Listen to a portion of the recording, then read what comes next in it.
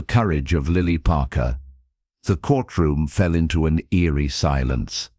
The lawyer, a seasoned defense attorney, stared at the young girl on the witness stand, his voice trembling with a mix of disbelief and awe.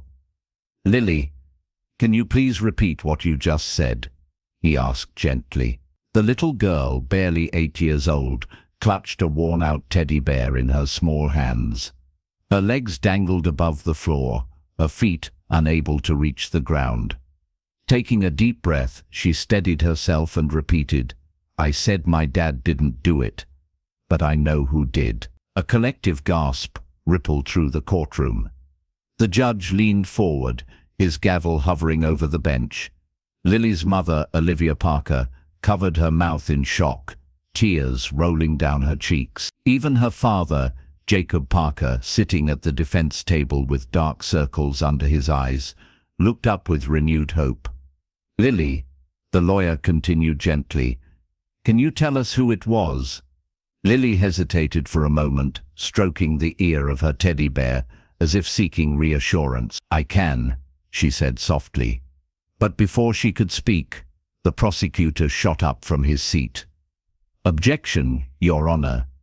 The judge immediately slammed his gavel. "Order in the court." His voice rang out, but the tension in the room was suffocating. Everyone was holding their breath, waiting for Lily to reveal the truth. Just a few months earlier, the Parker family had been like any other in their quiet suburban neighborhood.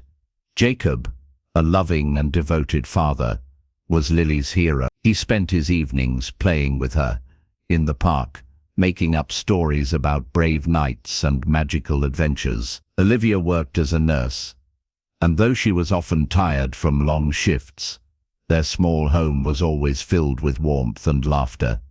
But that all changed one fateful night. Jacob had tucked Lily into bed as usual, reading her a bedtime story before kissing her goodnight. But before the sun rose the next morning, their home was swarmed by flashing red and blue lights. Police officers stormed in, and Jacob was led away in handcuffs. "Daddy!" Lily screamed, running down the stairs in her pajamas. "What's happening?" Olivia caught her by the shoulders, her face pale and stricken with disbelief. "Go back to your room, sweetheart," she whispered. "It's going to be okay." But it wasn't okay. Jacob was accused of attacking their elderly neighbor, Mr. Grant, who had been found unconscious in his home. The evidence against Jacob was overwhelming. His fingerprints were on the back door handle, and his wallet was discovered near the scene. Neighbors whispered. Friends distanced themselves, and Olivia struggled to keep the household together while battling mounting legal bills. Lily, however, never doubted her father's innocence, and when she overheard a conversation between two police officers suggesting that the case didn't add up, she knew she had to do something. That was how she ended up in the courtroom, taking the witness stand. She might have been small, but she had something more powerful than fear. The truth. The truth will not be silenced. The courtroom remained frozen in silence. Lily Parker sat on the witness stand, her small hands gripping her worn teddy bear. The words she had just spoken sent shockwaves through the room. "I know who did it." The judge, the lawyers, the jury, every person in the courtroom leaned forward, waiting for her next words. But before she could speak, the prosecutor shot up from his seat. "Objection, Your Honor." His voice was sharp, filled with frustration. The judge slammed his gavel. "On what grounds, Miss Whitmore?" The prosecutor hesitated. "She's a child, Your Honor. This is highly unusual. We cannot allow her to throw around baseless accusations without concrete proof." The defense attorney, Mr. Caldwell, turned to the judge. "Your Honor, the prosecution has relied on circumstantial evidence from the beginning. Now we have a direct witness, a witness who may know the real perpetrator. I urge the court to allow her to speak." The judge studied Lily for a long moment. "Young lady," he said gently, "are you absolutely certain about what you're about to say?" Lily nodded, gripping her teddy bear tighter. "Yes, Your Honor, I wouldn't lie. I just want to help my dad." The judge exhaled and turned back to the prosecution. Objection overruled. The witness may continue. Lily took a deep breath. The weight of the moment pressed down on her, but she reminded herself why she was there. Her father, Jacob Parker, sat at the defense table, his eyes pleading. He looked thinner, more tired than she had ever seen him. Her mother, Olivia, sat in the front row, her hands clasped together as if in silent prayer. Lily steadied herself. It was Mr. Baldwin, she said. A murmur spread through the courtroom. Mr. Baldwin, Grant Baldwin, was their neighbor, the same man who had been so vocal about Jacob's guilt. He had testified earlier in the trial, saying he had seen Jacob near Mr. Grant's house on the night of the attack. His words had painted Jacob as a desperate man with a grudge. The prosecutor scoffed. "A child's imagination," he muttered. But Lily wasn't done. She looked at the judge. "I heard him," she said. "The night Mr. Grant was hurt. I was outside in the backyard when I saw him sneaking around. He didn't see me because I was playing in my treehouse, but I saw him go toward Mr. Grant's house, and I heard him say something. He said, 'This time you won't cheat me out of what I deserve.'" Gasps rippled through the courtroom. Lily's mother covered her mouth, her eyes wide with shock. The defense attorney looked stunned, but only for a moment before he recovered and turned sharply toward Baldwin, who sat in the audience. His face had gone pale. "Mr. Baldwin," Mr. Caldwell said, his voice steely, "do you have anything to say about this?" Baldwin's hands trembled in his lap. "This is absurd," he sputtered. "She's a child. She's mistaken." Lily turned to the judge. "I'm not mistaken, Your Honor," she said. "I heard him, and I know where you can find proof." The entire room fell into a tense hush. The judge adjusted his glasses. "Miss Parker, where is this proof?" Lily's heart pounded. She had waited for this moment, prayed that someone would believe her. "In the bushes behind Miss Grant's house," she said. "I saw him drop something there that night, a pair of gloves. He didn't pick them up." The prosecutor paled. The detective sitting at the prosecution table exchanged glances with his colleagues. The judge turned to the bailiff. "Send an officer to investigate immediately." Within an hour, the courtroom was called back into session. The officer who had gone to Mr. Grant's house walked in carrying an evidence bag. Inside was a pair of brown leather gloves. "Your Honor," the officer said, his voice carrying through the room. "These gloves were recovered exactly where the witness described. They have been sent for forensic testing. If they contain traces of the victim's blood, or DNA from the true assailant, it could be enough to exonerate Miss Parker." The judge nodded solemnly. "Court will reconvene once we have the results." The waiting game. For the next 3 days, the Parker family lived in agonizing suspense. Lily had never felt time move so slowly. Her mother barely ate, and her father's lawyer warned them that even if the gloves held Baldwin's DNA, it might not be enough, especially if Baldwin had an alibi. But Lily had done her part. She had spoken the truth. Now it was up to the evidence to prove her right. Then the call came. It was Mr. Caldwell who answered, and as he listened, a slow smile spread across his face. "Understood," he said. "Thank you." When he turned to Lily and her mother, he looked more hopeful than he had since the case began. "The gloves had traces of Mr. Grant's blood," he said, "and Baldwin's fingerprints are on them." Olivia let out a sob of relief. Lily's eyes widened. "Does that mean Dad can come home?" Mr. Caldwell nodded. "It means we have enough to formally request the charges against Jacob be dropped. And if the judge agrees, your dad will be free." Justice at last. The next morning, the courtroom was filled with reporters, legal experts, and curious onlookers. The news of Lily's testimony and the shocking discovery of the gloves had spread. When the judge entered, the room went silent. He looked at Jacob Parker, then at Miss Baldwin, who now sat with his own lawyer. "Given the new forensic evidence, the court finds reasonable doubt in the case against Jacob Parker," the judge said. "The charges are hereby dismissed."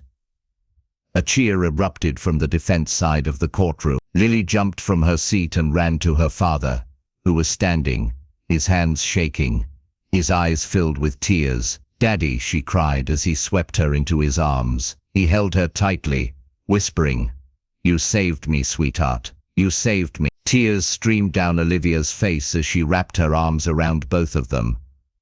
As the family embraced, the judge's voice rang out again. "Furthermore, given the overwhelming evidence against Grant Baldwin, he is hereby placed under arrest for assault and attempted murder." The bailiffs moved in as Baldwin protested, shouting that it was all a mistake, but no one believed him anymore. The truth had spoken.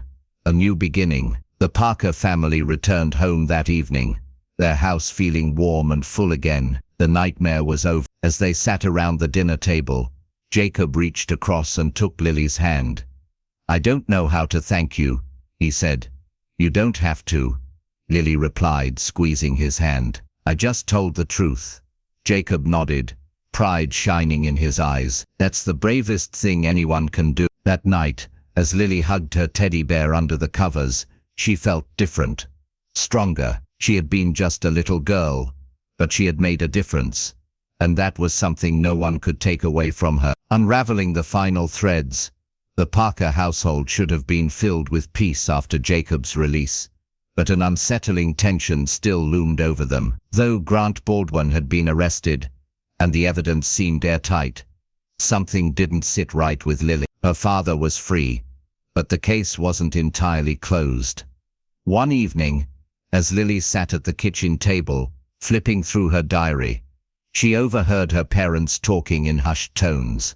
"I just don't understand," Olivia said, frustration evident in her voice. "If Baldwin was the one who attacked Mr. Grant, why didn't he try to run? Why did he sit in that courtroom so sure of himself?" Jacob sighed, rubbing his temples. "Because he thought he had covered his tracks. Maybe he was confident the gloves wouldn't be found. Or maybe he thought he had an alibi strong enough to walk free." Lily closed her diary and swung her legs off the chair. "But what if there's more to it?" she asked, surprising both her parents. Olivia turned. "Sweetheart, what do you mean?" Lily frowned, trying to put her thoughts into words. "Baldwin didn't act scared until I mentioned the gloves, but before that he acted like he was in control. What if he wasn't working alone?" Her parents exchanged a look. "You think there was an accomplice?" Jacob asked carefully. Lily nodded. "What if someone helped him cover it up? What if there's more evidence out there?" Jacob exhaled deeply, shaking his head. "Lily, I appreciate your instincts, but the case is closed. The judge dismissed the charges. Let's just move forward." "But what if—" "Lily," Olivia interrupted gently, "we're grateful for everything you did. But honey, we need to rest. We need to put this behind us." Lily wanted to argue, but she saw the exhaustion in her parents' faces. They had been through so much. Maybe she was wrong. Maybe there was no one else involved. But deep in her gut, she knew the truth wasn't entirely uncovered yet. A whisper in the shadows. A week passed, and life slowly returned to normal. Jacob started job hunting again. Olivia worked regular shifts at the hospital, and Lily tried to focus on school.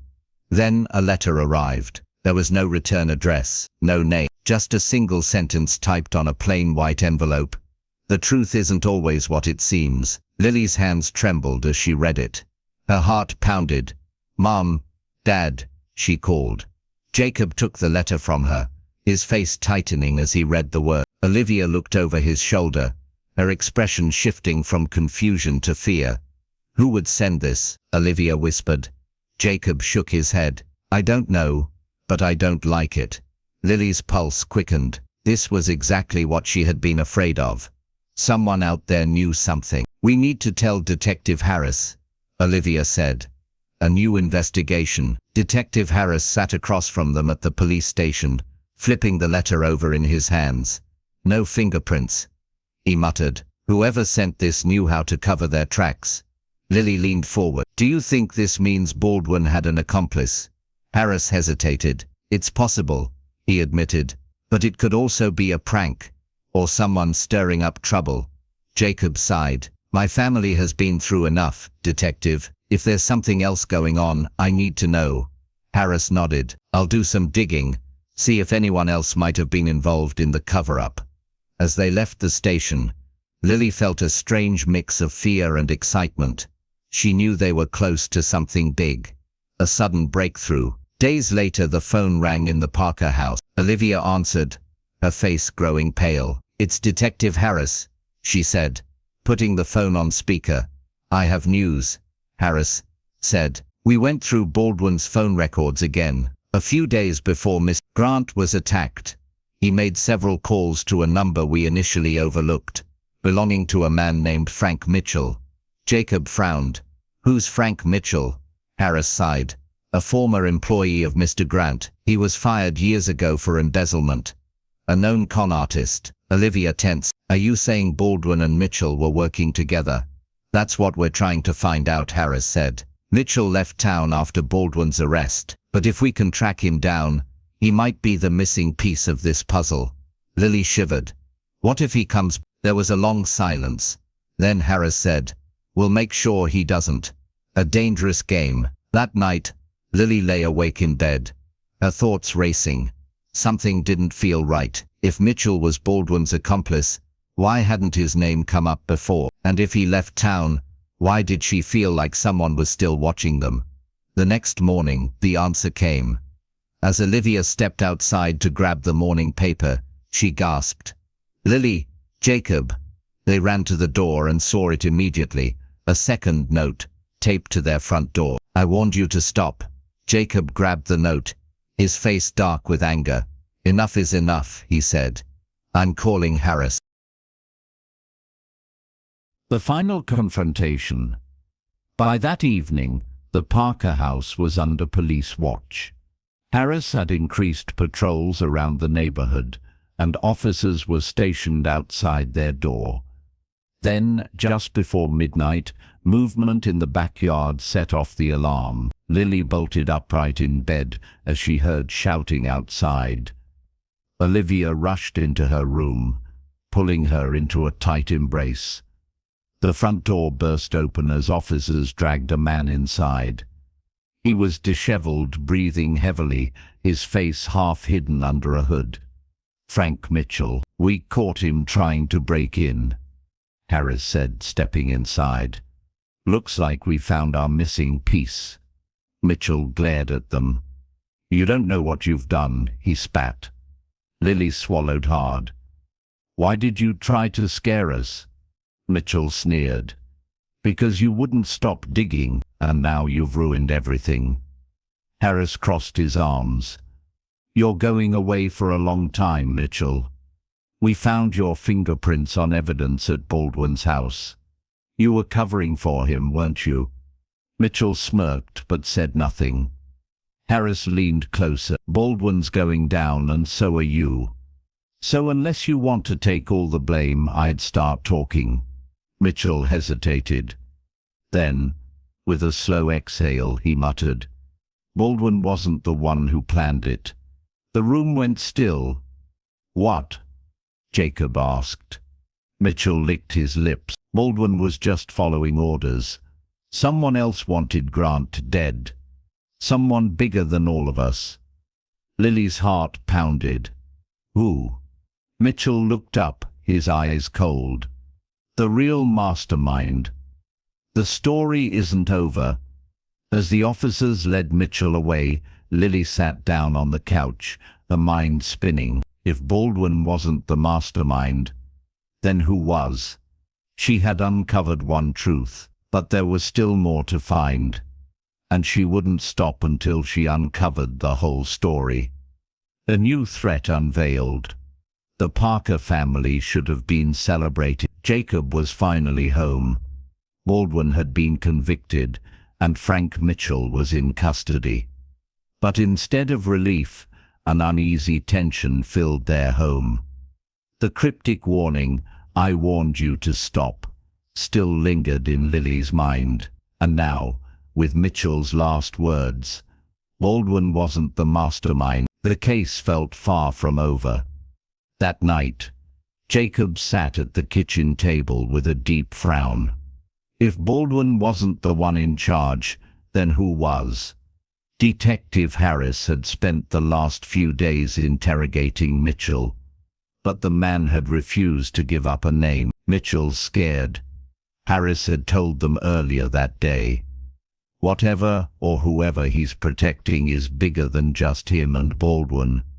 Lily felt a pit of dread forming in her stomach. She had worked so hard to prove her father's innocence, but now it seemed like they were caught in something even more dangerous. A clue from the past. Determined to help, Lily flipped through her diary, where she had written down every suspicious detail from the case. She paused on a page filled with old notes about Mr. Grant, the original victim. One line stood out. Grant used to work with Baldwin before the company shut down. She frowned. "Dad," she said hesitantly, "what exactly happened to Mr. Grant's company before all of this?" Jacob exhaled. "It went bankrupt a few years ago. Baldwin and Grant were both high up, but when things collapsed, they each went their separate ways. Grant tried to start over, but Baldwin, well, we all know what he became." Lily thought hard. So maybe Grant knew something about Baldwin's past, something he was never supposed to find out. Jacob and Olivia exchanged a look. "You think that's what this is about?" Olivia asked. "It makes sense." Lily said, "Grant was attacked right after he started looking into Baldwin again. And if Baldwin wasn't the mastermind, maybe someone else from the company was. The name that shouldn't exist." The next morning, Detective Harris called with an update. "You might be onto something, Lily," he said over the phone. "We went through Grant's old records and found something strange. Before the company shut down, there were some major financial discrepancies. A lot of money went missing, but we never found out where it went." Lily sat up. "So someone embezzled it." "Looks that way," Harris admitted. "And guess whose name kept showing up in those financial records? Not Baldwin's. Someone else." Jacob leaned in. "Who?" Harris hesitated. "A man named Victor Langston." Olivia furrowed her brows. "Who is he?" "That's the thing," Harris said. "We don't know. He was listed as a financial consultant for the company, but when we tried to look up his background, we found nothing. No birth records, no real employment history, just a few scattered documents, all of them suspicious." Lily shivered. "So he's a ghost?" "Exactly," Harris said. "And guess what? The last known address we have for him. It's in this city." Jacob's face darkened. "So he's still around?" Harris exhaled. "And if Mitchell was working for him, that means we're dealing with someone even more dangerous than Baldwin. The hunt begins." That night, Lily couldn't sleep. If this mysterious Victor Langston was the real mastermind, then they had only scratched the surface of the truth. Determined to find more, she turned on her laptop and started searching through old newspaper archives. She typed in Victor Langston and waited. Nothing. She tried Langston financial fraud, still nothing. Then she remembered something Harris said about the missing money from Grant's old company. She typed in financial fraud, Baldwin's company. This time she got a hit. An old article popped up about the company's collapse. As she skimmed through, one sentence sent chills down her spine. Many former employees reported being pressured into silence after the company's financial collapse, though no official investigation took place. Lily's mind raced. Pressured into silence. What if Grant had been attacked because he was trying to expose something? Then she noticed something else. At the bottom of the article was a name, Michael Wren, former accountant. Maybe he knew something. A dangerous encounter. The next morning, Lily told her parents what she had found. "I think this Michael Wren guy might have information," she said. "We need to find him." Jacob hesitated. "Lily, this is police work. We can't just, Harris interrupted. Actually, she's right. He had arrived at their house just moments before, and after hearing Lily's discovery, he was already pulling up his files. Wren disappeared after the company collapsed. Harris explained, "But I have an old address. If we can find him, he might be the key to exposing Langston." A few hours later, they arrived at a rundown apartment complex on the outskirts of town. The place was nearly abandoned, but one mailbox still had a name written on it. M. Wren. Harris knocked on the door. Silence. He knocked again. "Michael Wren. This is the police. We just want to ask a few questions." Still nothing. Lily felt uneasy. What if they were too late? Then, just as Harris was about to turn away, the door creaked open. A frail-looking man in his 60s peered out. His eyes were bloodshot, his face unshaven. "Wren?" Harris asked cautiously. The man hesitated. Then, in a hoarse whisper, he said, "You shouldn't be here." The truth, finally exposed. Inside Wren's tiny apartment, stacks of newspapers and documents were scattered everywhere. The man looked terrified as he spoke. "I knew this would happen," he muttered. "I knew someone would come looking one day. Wren, we just need to know about Victor Langston," Harris said. At the name, Wren flinched. His eyes darted around the room, as if afraid of being watched. "You don't understand," he whispered. "Langston doesn't exist." Lily's stomach dropped. "What do you mean?" "He's an alias," Wren said. "A fake name. The real man behind it. His name is Vincent Gray. He was the real owner of Baldwin's company." Jacob's jaw clenched. "Why did he disappear?" "Because he stole the money and left Baldwin to take the fall," Wren said. "Grant was getting close to exposing him, which is why Baldwin was sent to silence him. But Langston, no, Gray, he's still out there, watching, waiting." Harris straightened. "Where is he now?" Wren exhaled. "That's the problem. No one knows." Lily felt a chill run down her spine. They had uncovered the truth, but the real mastermind was still out there. The fight isn't over. As they left Wren's apartment, Harris turned to them. "This isn't over, but at least now we know what we're up against." Jacob wrapped an arm around Lily's shoulders. "You did good, kid." Lily nodded, but she knew the fight wasn't over. Victor Langston, or Vincent Gray, was still free, and as she looked up at the darkening sky, she had a feeling that he was watching them too. The shadow of Vincent Gray. Lily Parker knew their fight wasn't over. Baldwin and Mitchell were behind bars, but the real mastermind, Vincent Gray, the man who had once hidden under the alias Victor Langston, was still free. It had been weeks since they learned his true identity, and yet no one had been able to track him down. Detective Harris had sent out warrants, searched old company records, and even questioned former associates, but it was as if Vincent Gray had vanished off the face of the earth. Until now. Late one evening, as Lily sat at the kitchen table flipping through her diary, her mom Olivia rushed into the house.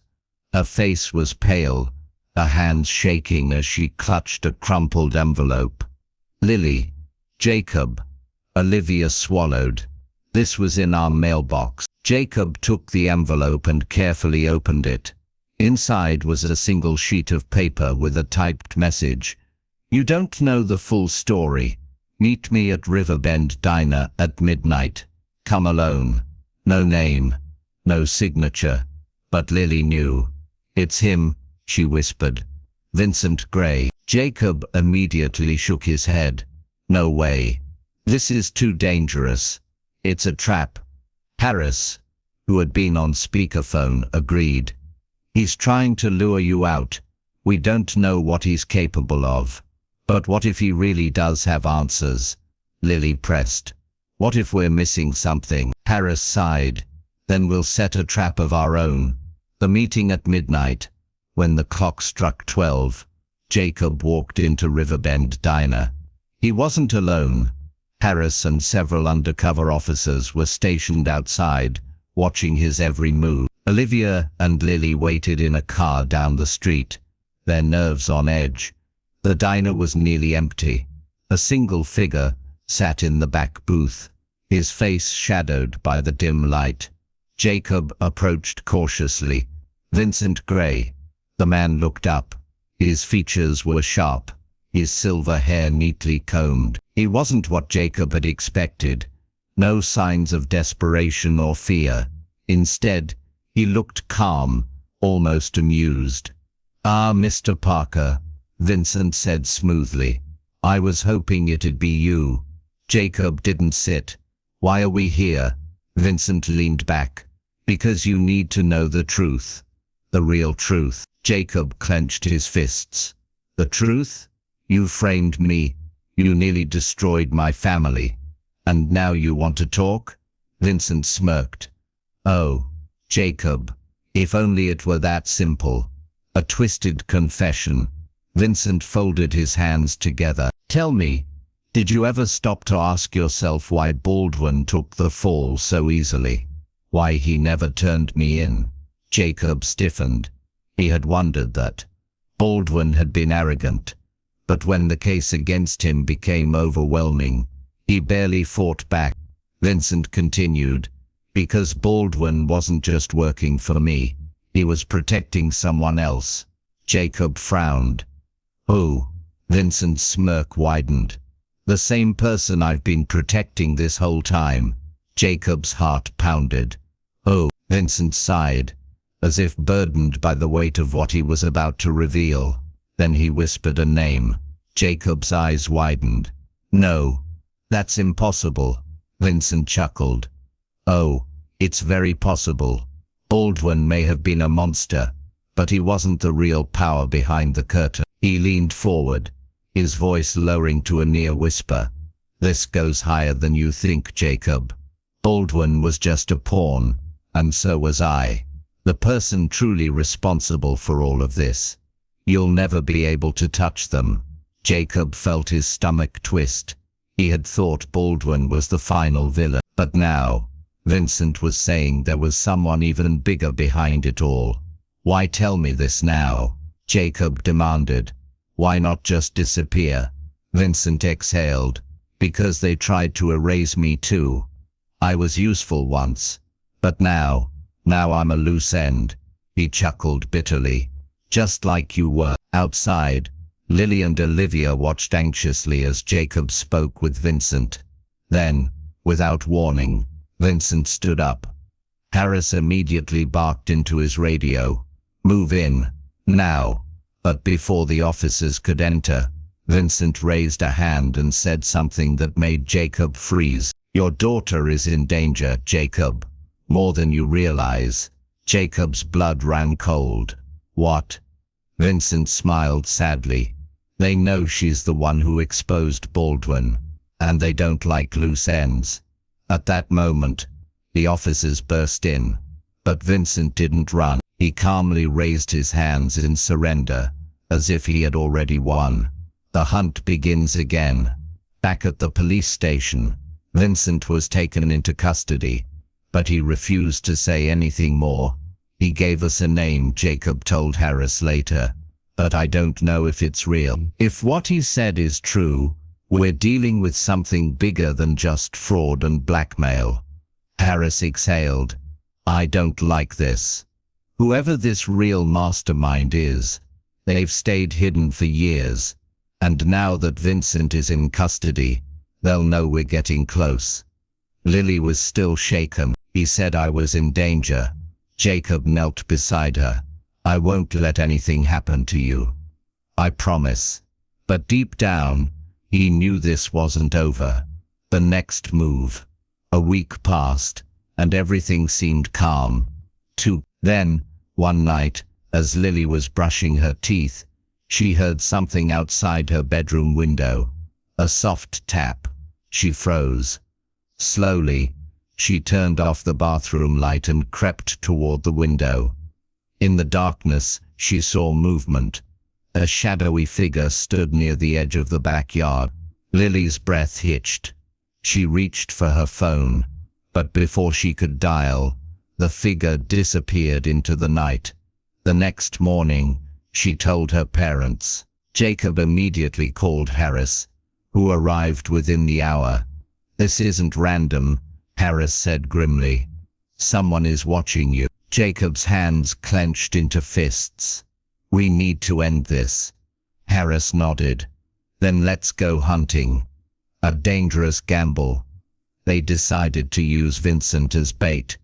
If he really was just another pawn, then the real mastermind wouldn't let him sit in jail for long. Sure enough, 3 days later, someone tried to bribe a guard to get Vincent transferred.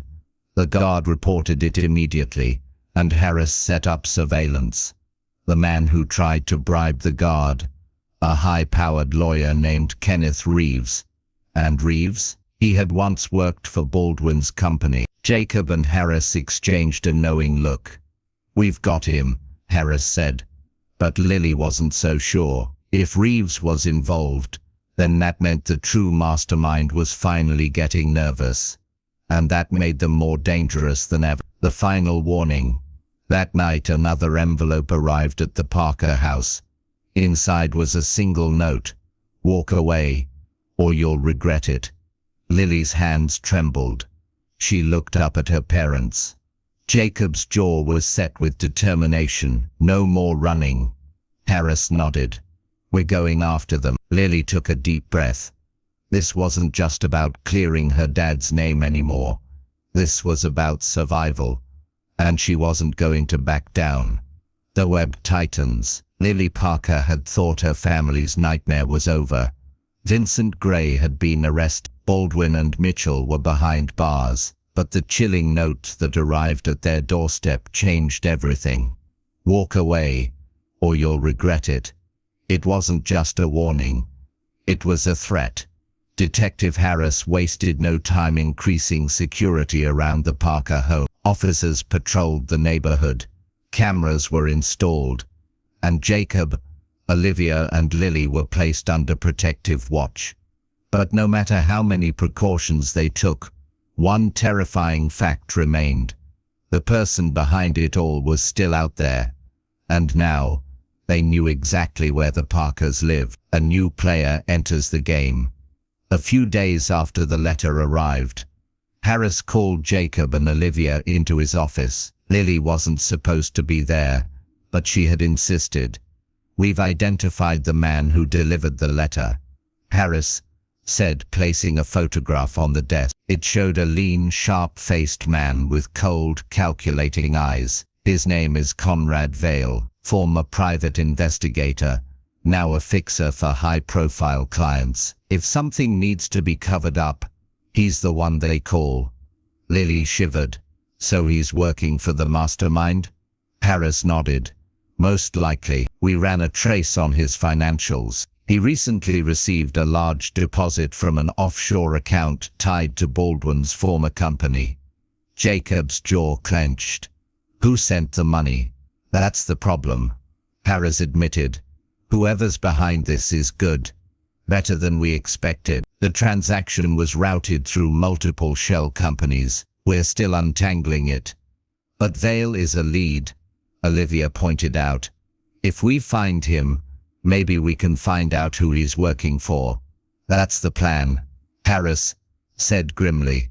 "But Vale's slippery. He knows how to disappear when things get messy. We need to draw him out."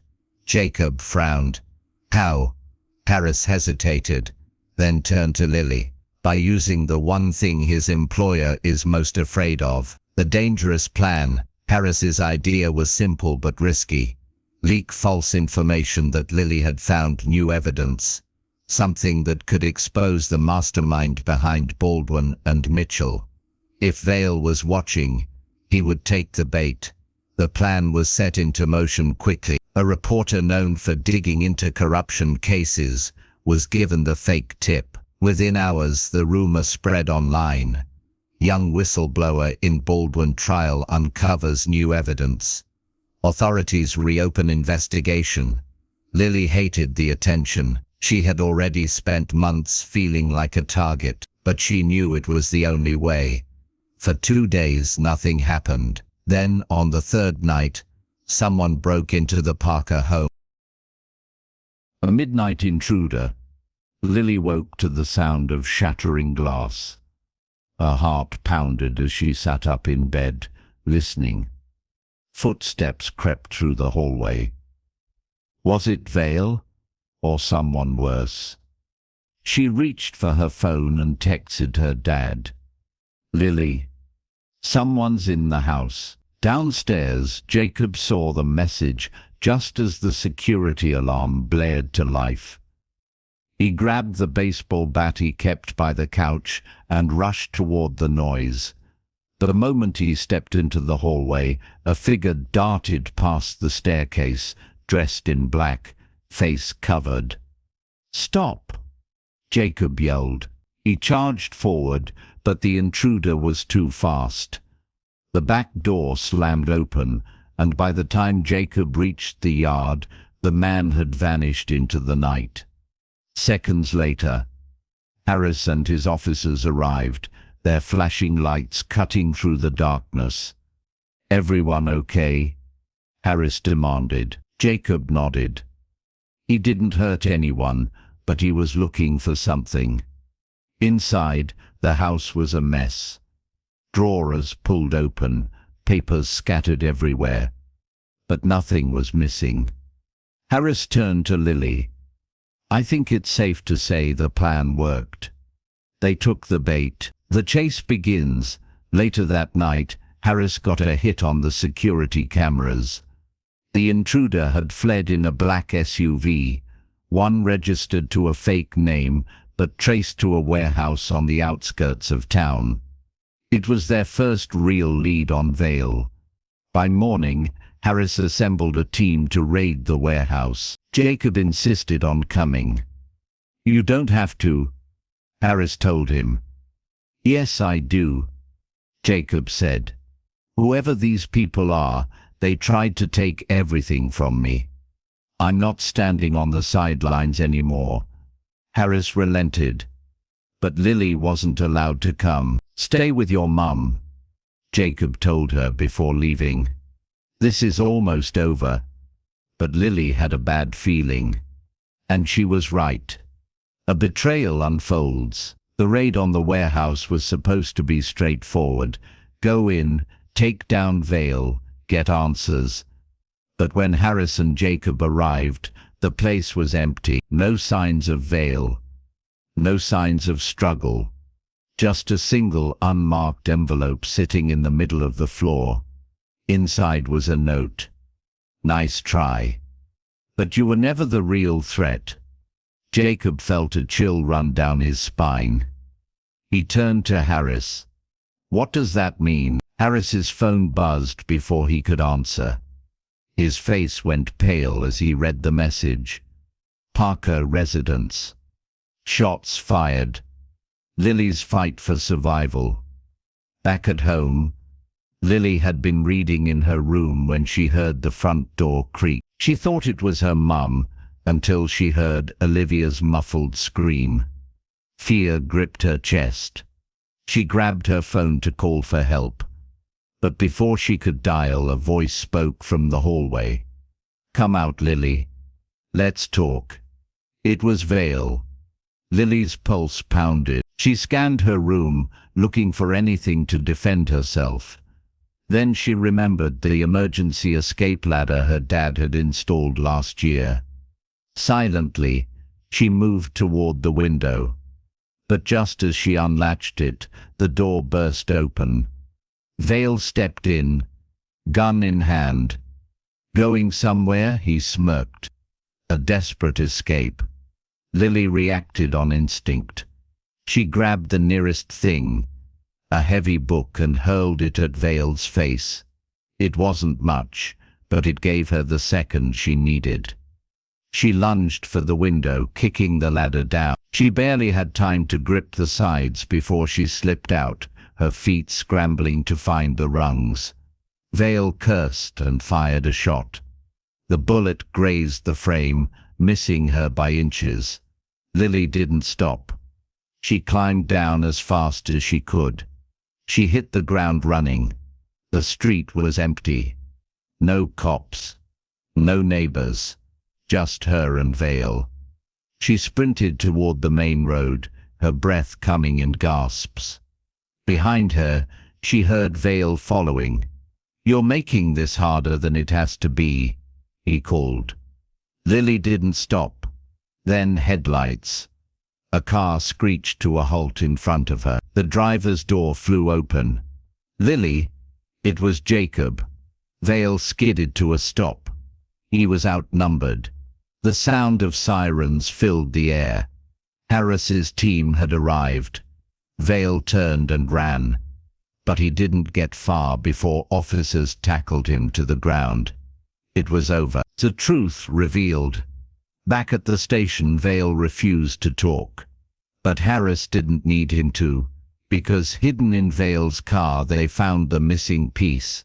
Financial records linking him directly to the real mastermind. And the name on the documents? Kenneth Reeves, the high-profile lawyer who had once worked for Baldwin. The man who had orchestrated everything from behind the scenes. And he was still out there. The war wasn't over. Lily sat in the back seat of the car as her dad drove home. She should have felt relief, but all she felt was exhaustion. "Are we safe now?" she asked. Jacob glanced at her through the mirror. "We're safer. But Reeves is still out there," she whispered. Jacob's grip tightened on the wheel. "Then we find him," he said. "And we end this for good." The final confrontation. Lily Parker had come so far.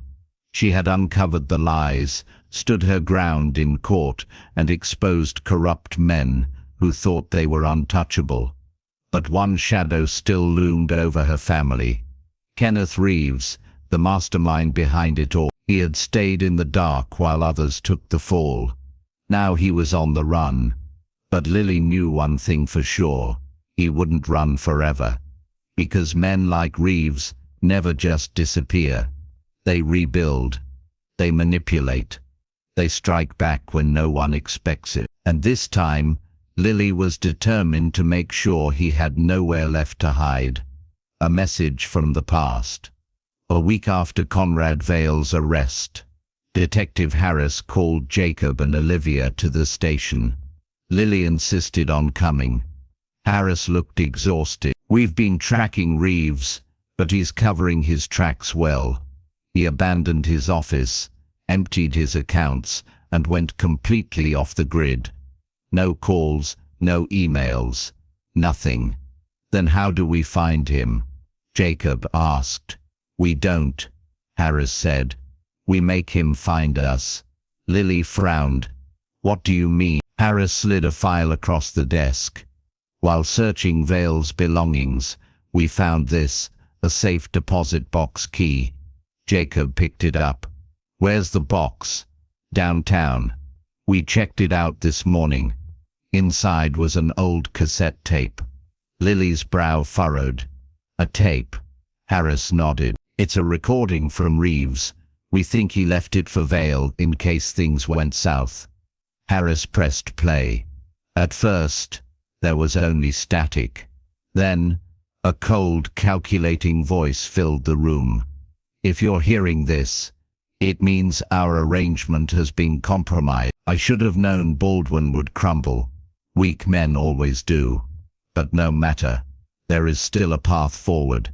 If the girl, Lily Parker, proves to be a continued problem, eliminate her. The same goes for Jacob and Olivia. They're loose ends." Lily's stomach turned. He had ordered a hit on her family. Reeves continued. "But if Vale has failed, then it's time to vanish. Everything we built can be rebuilt elsewhere. You know where to find me. If you don't, you were never meant to." The tape clicked off. Silence filled the room. Then Jacob slammed his fist against the table. "That son of a..." Olivia grabbed his arm, shaking her head. We need to stay focused. Reeves is still out there. Lily swallowed hard. What did he mean, you know where to find me? Harris sighed. That's what we're trying to figure out. But Lily already had an idea. She remembered something from Baldwin's trial, a passing comment about Reeves's private estate outside the city. A secluded mansion, practically a fortress. If he's hiding anywhere, Lily said, it's there. The trap is set. Harris put together a plan. Reeves thought he had the upper hand, but he didn't know they had the tape. So they used it. A false news report was leaked online. Kenneth Reeves's secret cassette tape discovered. Authorities closing in. It was a gamble. If Reeves thought the police had too much evidence, he might try to destroy it. Sure enough, 2 nights later the security cameras at the police station caught a man breaking in. It wasn't Reeves himself, but it was one of his men. Big mistake, Harris muttered. Watching the footage, they arrested the intruder within minutes. Under interrogation, the man caved. He's at the estate, the man admitted. But he's not alone. He's got security men who won't hesitate to shoot. The storming of the estate. The next morning, a SWAT team surrounded Reeves's mansion. Harris, Jacob and Olivia waited at a secure location. Lily wasn't supposed to be there, but she couldn't stay away. She sat in the back of a surveillance van, watching as officers moved in. Through the camera feed, she saw the mansion, tall iron gates, thick stone walls, security cameras on every corner. It looked impenetrable. But then, gunfire erupted. Lily's breath caught. On the screens, chaos unfolded. Reeves's men were fighting back. She saw officers take cover, return fire. Then a figure appeared in the doorway. It was him, Kenneth Reeves, dressed in a dark suit, stepping onto the balcony like he had all the time in the world. A sneer crossed his face as he watched the police below. He wasn't running anymore. He thought he was untouchable. But then, Harris's voice came over the megaphone. Kenneth Reeves, you're surrounded. Stand down now.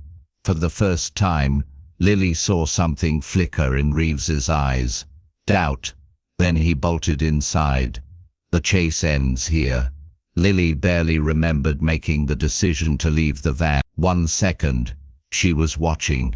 The next, she was running. She knew her parents would kill her for it later, but she had to be there. She raced through the gates, dodging officers. No one noticed her in the chaos. Inside the mansion, Reeves was trying to escape through a back tunnel. Lily followed, heart pounding. She found him in a dimly lit corridor, shoving papers into a briefcase. His head snapped up. Lily, he said, surprised. Then he laughed. You just never stop, do you? She forced herself to stand tall. This is over, is it?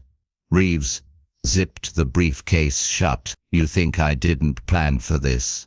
Then why are you running? She shot back. His smirk faltered. Behind her, she heard officers closing in. Reeves knew it too. His hand twitched toward his pocket. A gun? A phone? Lily didn't wait to find out. She grabbed the nearest thing, a glass paperweight from his desk, and threw it. It smashed against his shoulder. Reeves cursed, staggering. Before he could recover, officers stormed in. Get down. Reeves hesitated for 1 foolish second. Then, Harris tackled him to the ground. Handcuffs snapped into place. Kenneth Reeves, the man who had spent years controlling everything from behind the scenes, was finally defeated. Justice at last. Hours later, Lily sat in her father's car, exhausted but relieved. Jacob looked at her in the rearview mirror. You scared me today. Sorry, she said softly. He sighed. You're just like your mom, too stubborn for your own good. Olivia turned in her seat. But we're proud of you, Lily. What you did, it mattered. Lily smiled.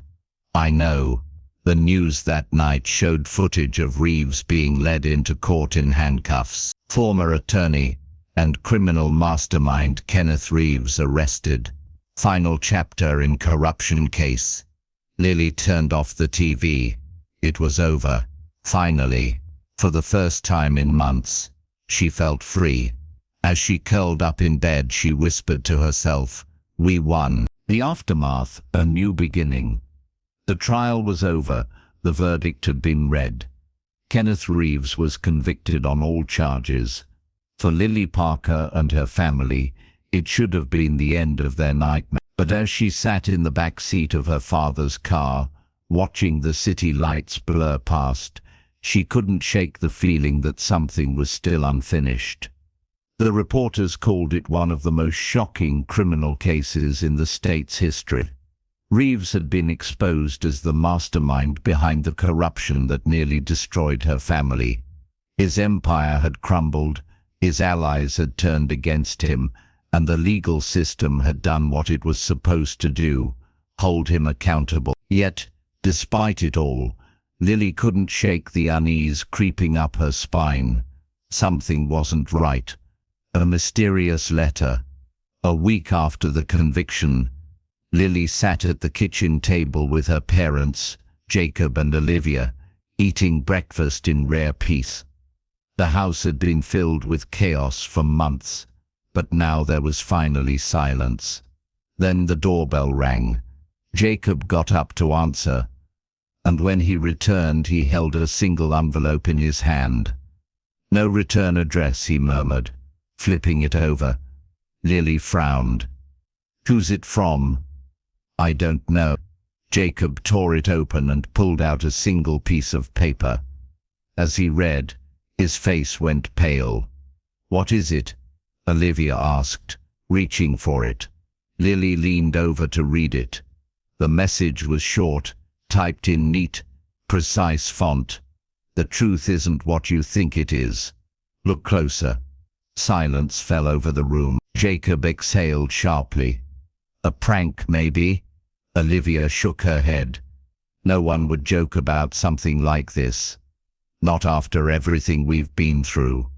Lily's hands clenched. "Whoever wrote this, they know something." "But about what?" Jacob crumpled the paper. "It doesn't matter. Reeves is in prison. It's over." Lily wasn't so sure. A hidden message. The letter haunted her for days. Something about it felt deliberate. It wasn't just a warning, it was a puzzle. Late one night, unable to sleep, she spread out all the old case files on her bedroom floor. Newspaper clippings, police reports, witness testimonies, every document she had collected during the fight to prove her father's innocence. She went through them one by one, searching for something, anything that might explain the letter. And then she saw it, a financial report buried deep in Reeves' documents. A bank transaction made just days before his arrest. The amount was large, too large to ignore. And the recipient, an unknown offshore account. Lily's breath caught. Reeves wasn't working alone. The last loose end. The next morning she showed the document to Detective Harris. "See this?" she said, pointing at the account number. "Reeves transferred money right before his arrest. Someone out there is still connected to him." Harris frowned. "We combed through all his transactions, but we never found this one." "Because he didn't want you to," Lily said. "This money wasn't just hidden, it was protected. Like a safety net." Harris exhaled, "Which means there's still someone pulling strings." Lily's stomach turned. This wasn't over, a dangerous discovery. It took 3 days for Harris's team to trace the account. When he called Lily's parents to meet at the station, she knew it was serious. "You were right," Harris said, setting down a folder. That account belongs to someone we overlooked in the investigation. Lily leaned forward. Who? Harris turned the folder around, and there it was. A name Lily never expected. Jessica Moore. Olivia gasped. No, that can't be right. Jessica Moore was a respected judge. She had been part of the very court system that convicted Reeves. She's clean, Jacob insisted. She was on our side. Harris shook his head. That's what we thought. But this account, it's hers. And it's filled with money that traces back to Reeves. Lily's skin crawled. She was helping him the whole time. Harris nodded. Not just helping, protecting. She made sure key evidence wasn't found.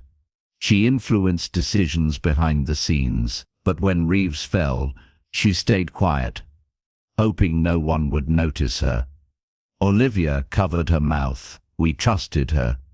That's what made her dangerous, Harris said. No one suspected her. Not even me. Lily's fists tightened. Jessica Moore wasn't just another corrupt player. She was the last piece of the puzzle. A reckoning. The next day, an arrest warrant was issued. Jessica Moore, the woman who had worn the robe of justice, was taken away in handcuffs. The cameras flashed as she was escorted out of the courthouse, her face unreadable. Reporters shouted questions. Judge Moore, did you work with Reeves? How long have you been involved in corruption? Did you manipulate the case?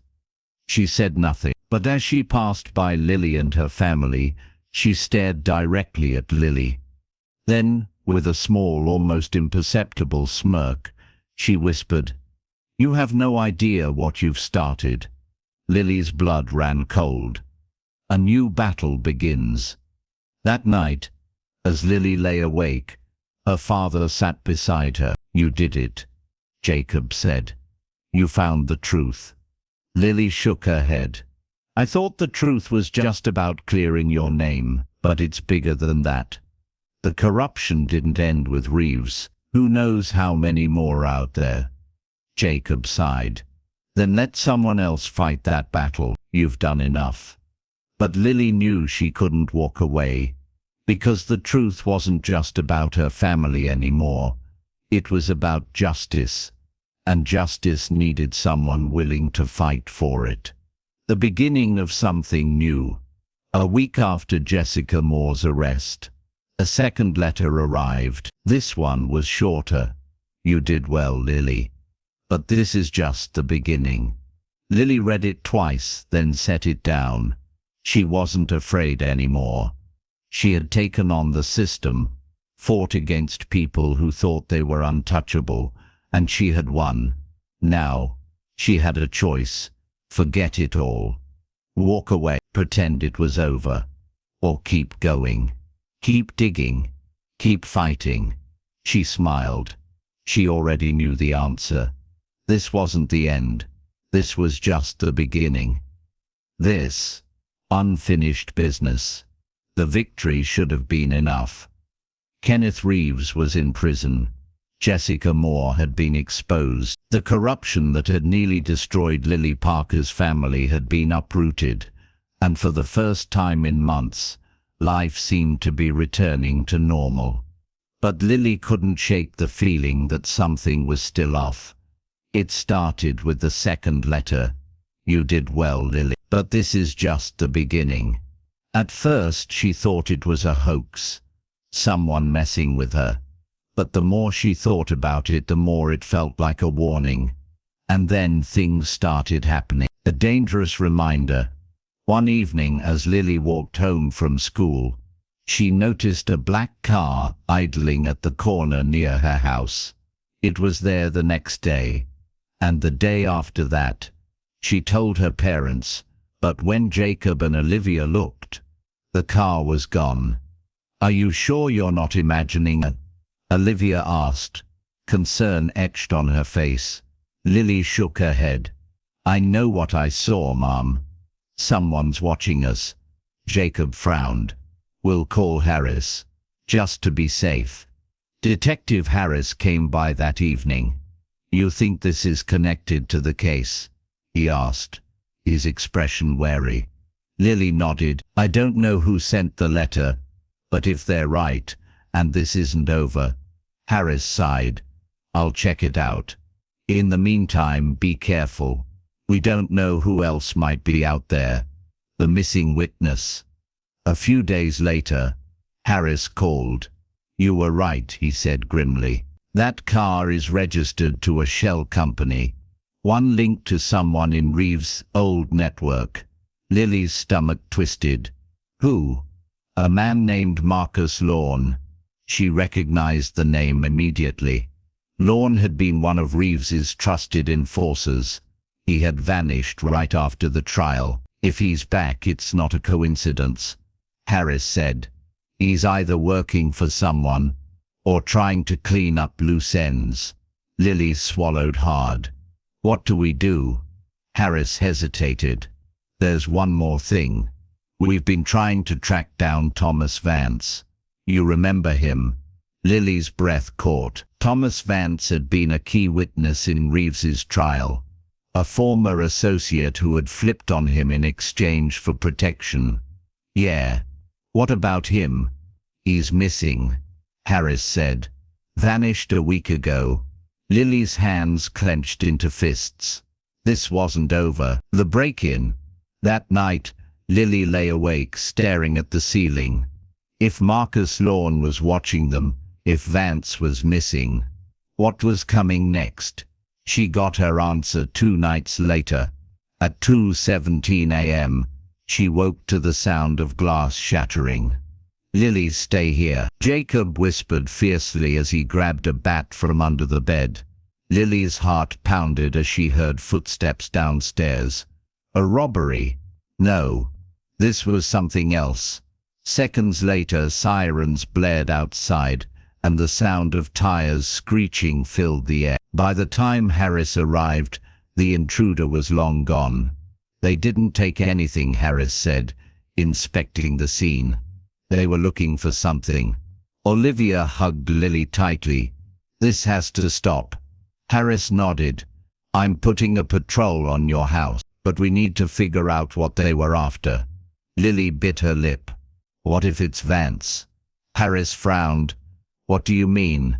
What if someone's trying to find him before we do? The hunt for the truth. The next morning, Lily went through everything she had on Thomas Vance. His testimony had sealed Reeves' conviction. If someone wanted to undo that, Vance would be their target. She scoured old court transcripts, emails, and anything connected to his name. Then she found it, a storage unit rental agreement. It had been paid for in cash, months ago, under an alias, but the address was real. She called Harris immediately. Meet me there, he said, and don't go inside alone. A chilling discovery. The storage facility was on the edge of town, a row of rusted metal doors lining a desolate parking lot. Harris arrived with 2 officers. Together, they pried open the unit. Inside was a small cot, a half-eaten meal, and stacks of documents. Vance was hiding here, Harris muttered. Lily's eyes scanned the room, then froze on a blood-stained jacket. A wave of nausea hit her. Is it his? She whispered. Harris didn't answer. He was already pulling out his phone. Get forensics here. Now. The call. That night, Lily sat by the phone, waiting for news. At 11:42 p.m., it rang. Harris's voice was tight. We found him. Lily's heart pounded. Is he? He's alive. Barely. But he won't talk. He's scared out of his mind. Can I see him? Harris hesitated. I don't know if that's a good idea.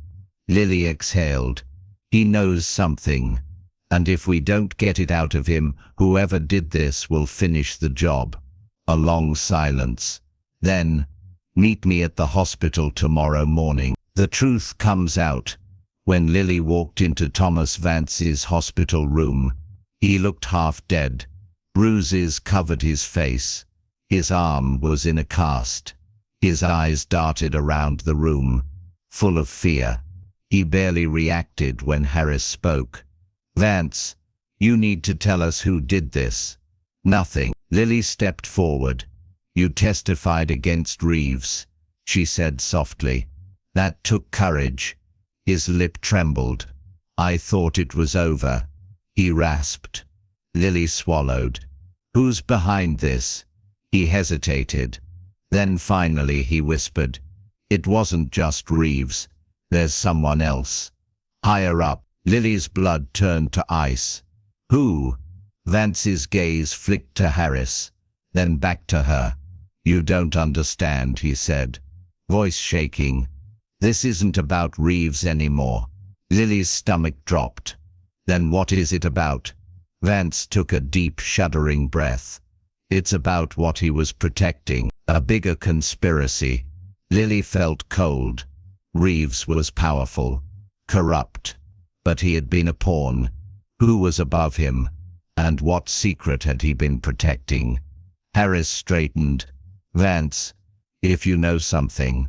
"I can't," Vance whispered. "They'll kill me." Lily's mind spun. Whoever they weren't done. A shadow fell over the room as a nurse stepped in. "Time's up," she said. Vance's gaze locked onto Lily's. "Run." Lily's breath caught. "Run before it's too late."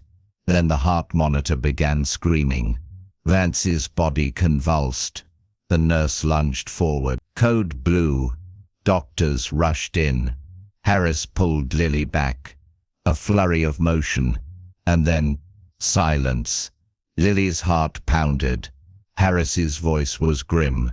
"He's gone." Lily couldn't breathe. Vance had been their best chance at the truth. And now, someone had made sure he wouldn't talk. The fight isn't over. Outside the hospital, the cold air burned Lily's lungs. She turned to Harris. "This is bigger than Reeves." Harris nodded. "And more dangerous." Lily exhaled sharply. She had a choice. Walk away. Pretend this was over. Or keep digging. She clenched her fists. She already knew the answer. This wasn't over.